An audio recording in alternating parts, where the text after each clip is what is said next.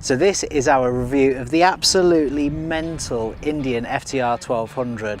So stick around, we're going to be giving you our thoughts on it.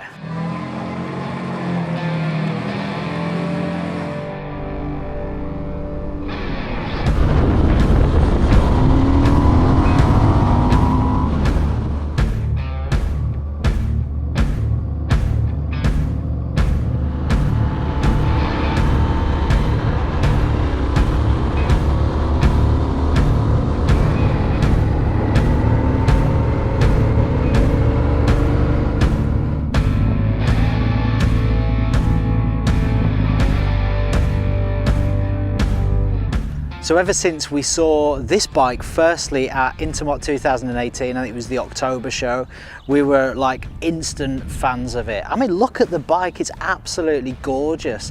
I think it's bringing something totally different to the marketplace in the way it looks. I think it looks really bold. I absolutely love it. We actually followed that up with our 2019 product launches for Urban Pro shirts and the Handroid Mark IV. We actually managed to get hold of the FTR750 flat track race winning bike as part of the launch. So it was absolutely fantastic, load of fun. We got it all sideways and stuff on a track. Rick English driving it, and you know, it was fantastic. And you know what, we actually used this bike and we borrowed this bike to help launch our 2020 collection. So a lot of the photographs that you're going to see for our latest products actually feature this bike. So I guess right out of the gate you can say that, you know, we're fans of the aesthetic. I love the way it looks. I think it's really bold. I think it actually matches some of the products that we do as well. So from an aesthetic point and what the bike is about, you know, we're just massive fans straight out the gate. And the FTR, honestly, is a totally different motorcycle to anything I've personally ridden before. I think it's quite a unique motorcycle, actually. I think, you know, it's a mixture between street, mixture between sort of like custom, and also obviously the flat tracker scene as well. I think, you know, it's pretty unique. There's not many bikes like this. So it's totally different. You know, in my opinion, I think it's dead bold. I think it's really fresh.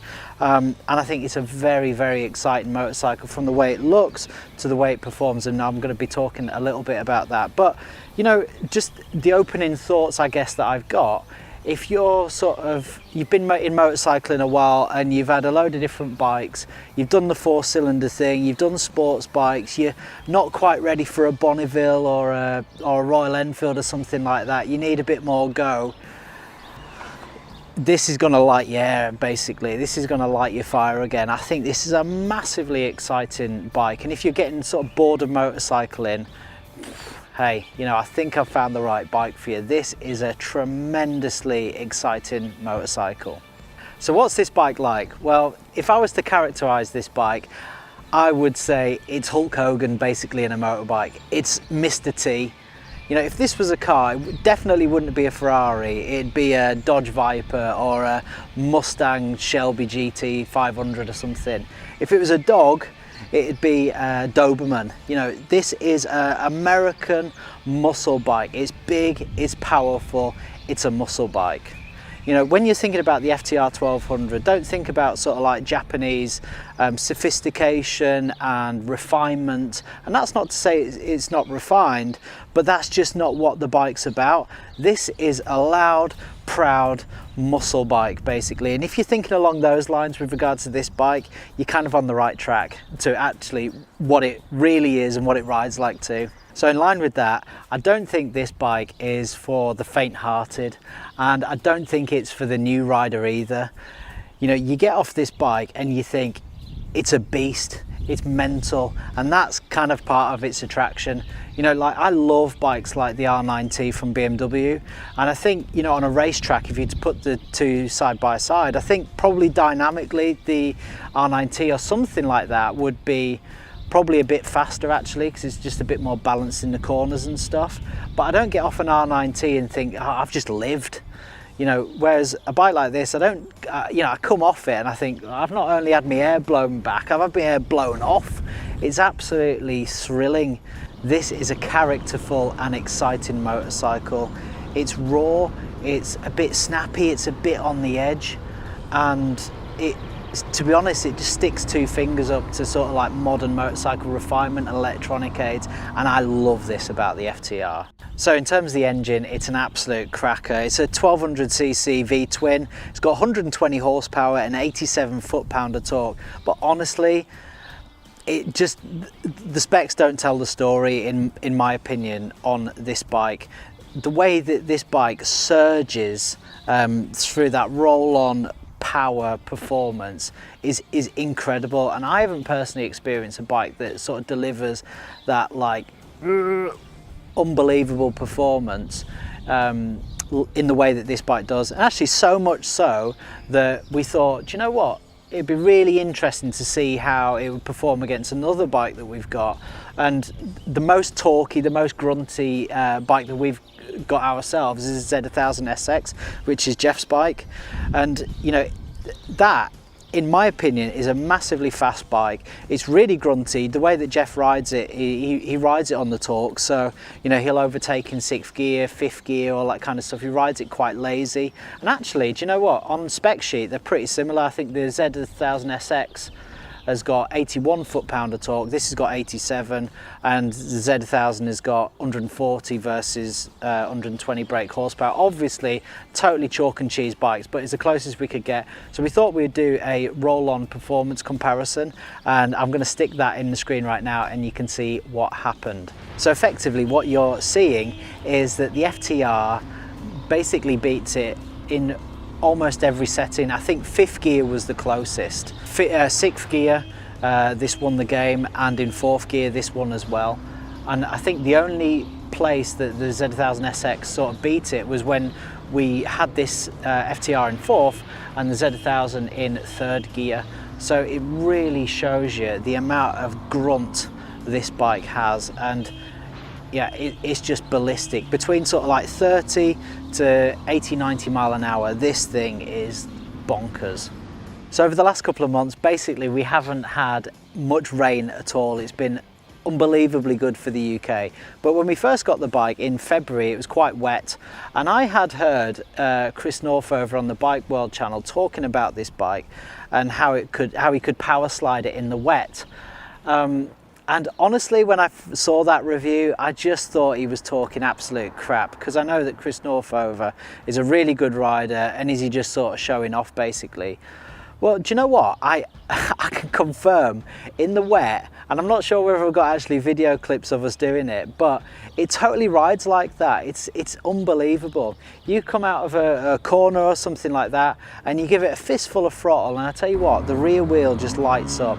And you start power sliding, it's unbelievable, like nothing else I've ever ridden.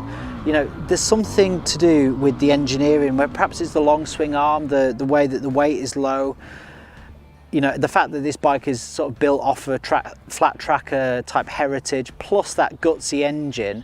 As soon as you come out and you've got, of course it's not got a massive amount of rear wheel grip as well, coming out of a corner in the wet, you just light the thing up, but it's really manageable. It sounds scary, and you know, the first time that I actually did it, it did take me by surprise, but there's something about this bike that actually makes it a lot easier and a lot more controllable than you would ever think it would be, you know, when someone talks about it basically. And I think that just adds to the excitement of this bike, and it totally brings in a different dimension to riding in the wet than I've ever experienced before. And on the back of that point, this bike does an absolutely banging burnout. It does a wicked rolling burnout, and I think it's sort of based on the same characteristics as you know, its benefit for the power slide. It's really easy to do a rolling burnout, dead controlled, dead manageable, and you can light that rear tyre up no problems. At the same time, I think that sort of ergonomics, while making it better for power sliding and better for rolling burnouts and stuff, this isn't the easiest bike to wheelie. Of course you can get it up there, there's loads of grunt, but you know, you crack that throttle and most of the time it just goes to the horizon. It doesn't go up in the air like you think it might, and just in my experience, it's not the easiest bike to wheelie. I think it's a bit too snatchy. It's, you know, perhaps the swing arm's too long or something like that. I just don't think it's a great wheelie bike basically. But power slides, rolling burnouts, no problems.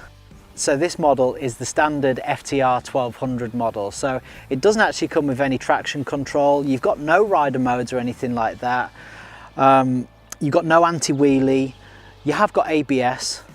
And you haven't got that TFT that you guys might have seen if you're sort of interested in this bike. It's got a clock type display. Honestly, in my opinion, if I was looking for this to the FTR1200, this would probably be the one that I would stump for, because the kind of fact that it's not got the electronics and it's not got the big TFT dash and all that information and stuff like that, I think actually that really fits the reasons that I personally would be buying this as a raw muscle bike, basically. So this would be the one that I would choose if I was looking to buy this bike. Now, the perception is of American type cars, muscle cars, Harley Davidson, stuff like that, is that they don't handle very well. You know, they're good at going in straight lines, squirt and stop and turn and then squirt again kind of thing.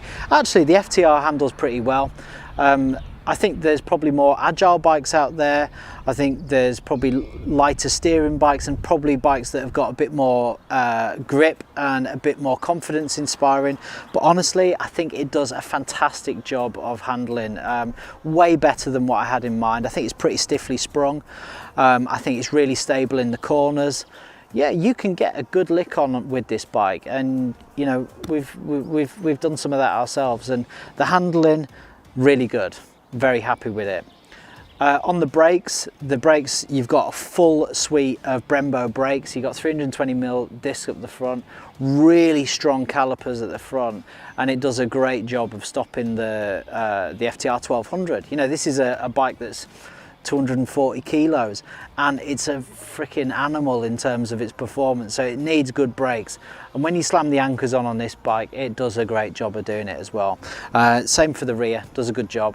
So the tyres fitted to the bike are the Dunlop DT3 tyres, and I think if you were looking to improve the handling of this bike in any area, in any single area, you wanted a bit more confidence in corners and stuff, I think that would be the area where you would look to change. You would look to put a set of grippier rubber on it, basically. But it's a tough one, that, really, because actually that might sort of take out some of the flat trackery fun element of it, and the power sliding in the wet and rolling burnouts and all that kind of stuff. You know, part of the thing is that this is a raw bike, and sort of having a little bit less grip on the rear just kind of plays into that. And I think, you know, this tyre could have, or this tyre match with the bike could come under some criticism, but I think if you really start to understand what this bike is and sort of take it for that, I think it's a pretty good match.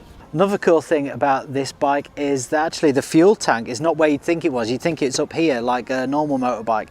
Actually, it's under the seat here. So what that does is it is designed to lower the weight of the bike, and I think that's a really cool feature. So you've got, you know, some other stuff going on here, perhaps some electronics. I haven't had the covers off, to be fair, but you know, it's not a tank, that's the tank. It's quite clever.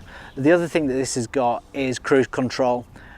I haven't used the cruise control on this bike, not the way we've been riding it anyway, but I'm sure it works great. Now, the exhaust system on the FTR1200, I actually really like it, and to be honest, if I was going to buy this bike, I'd just leave it on. I think it looks great. I think it does a great job. I actually think it sounds really mint as well, this exhaust system.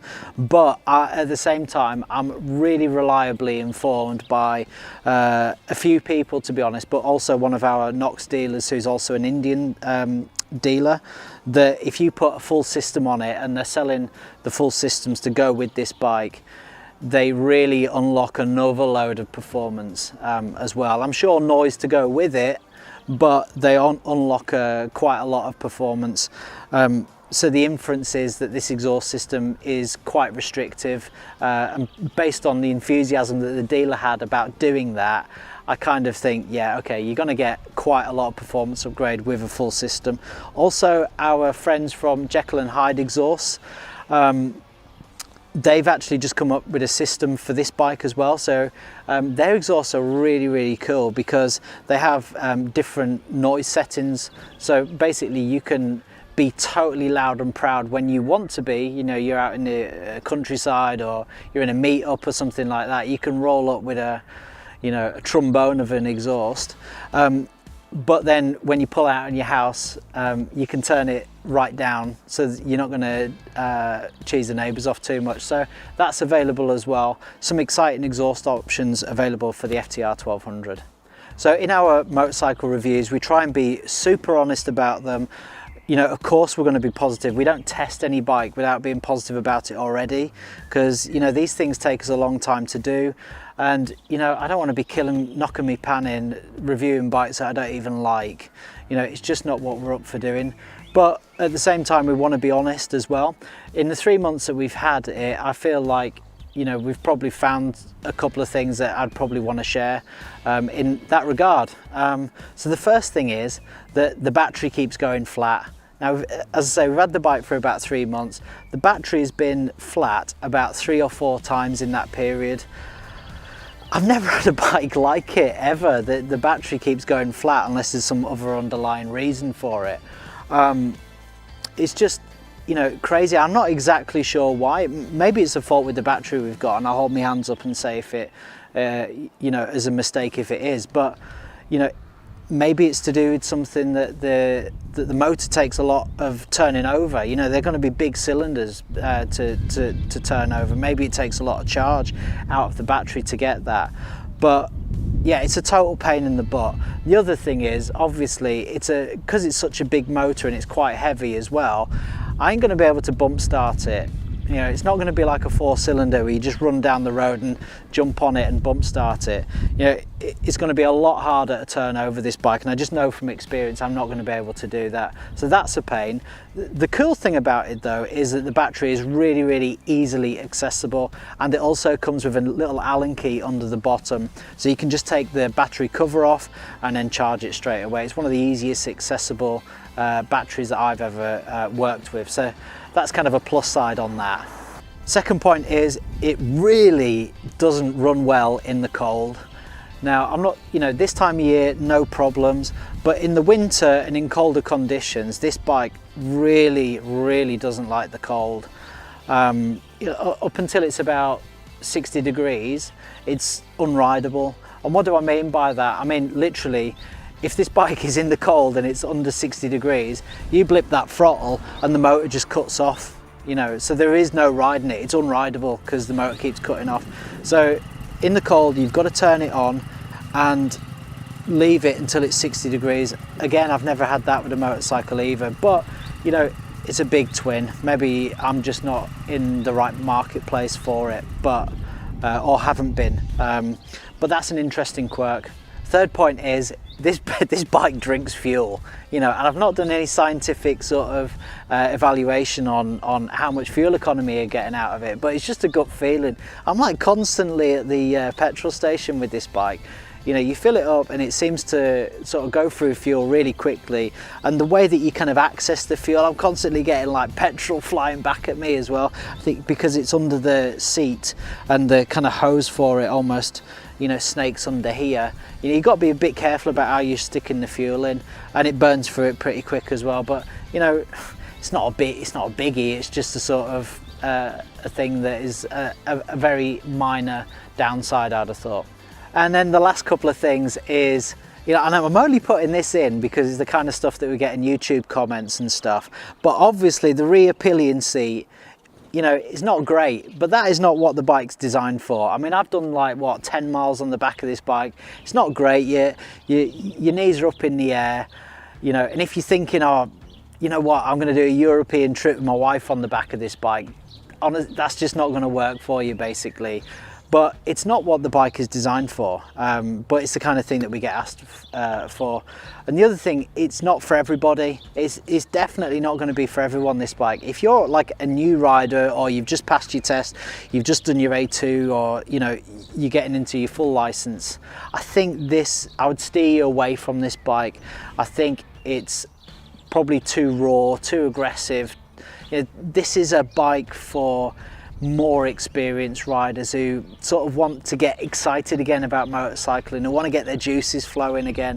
That's what this bike is for, in my opinion. Shoot me down if you think I'm wrong, but that's where, and I'm not pigeonholing the bike. I think it's fantastic that it's that. I think it's fantastic that you can stick two fingers up at Modern Refinement and just say, here's a muscle bike. I love it. I absolutely love the bike. So that's been our review of the Indian FTR1200. As you can tell, I'm a massive fan. Me and Jeff are massive fans of this bike, absolutely love it. So please like, please subscribe to the channel, please comment as well. I'd love to hear what you think about this bike and other stuff that we're doing. Also, if you can click your notification bell, that's gonna notify you when we have another video go live, and we'll see you next time.